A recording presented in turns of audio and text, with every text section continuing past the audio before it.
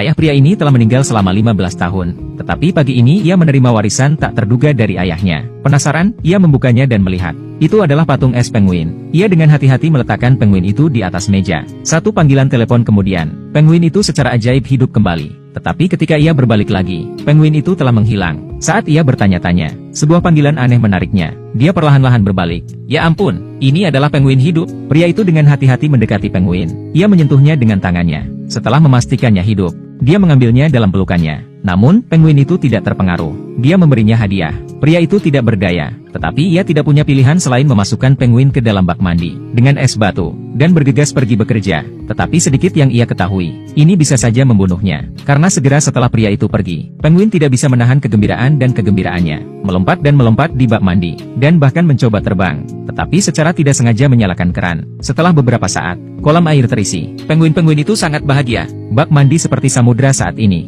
Dia berenang di dalamnya. Di malam hari, Mike si pria pulang dari kerja. Ia hendak pergi ke toilet untuk memeriksa penguin itu. Dan ketika ia membuka pintu, berkat tangan Mike yang cepat, dia tidak tersapu oleh air. Tetapi hal itu hampir membunuhnya. Tetapi kemudian penguin itu memberinya hadiah lain. Mike tidak tahan lagi. Ia memutuskan untuk mengusir penguin itu. Ketika ia menghubungi banyak organisasi, dan tidak ada satupun dari mereka yang bisa mengambil penguin itu. Tidak ada yang bisa ia lakukan. Mike tidak punya pilihan selain melawan penguin sampai akhir yang pahit. Dan begitulah adanya. Mike dan penguin saling menatap satu sama lain. Malam telah berakhir. Keesokan paginya,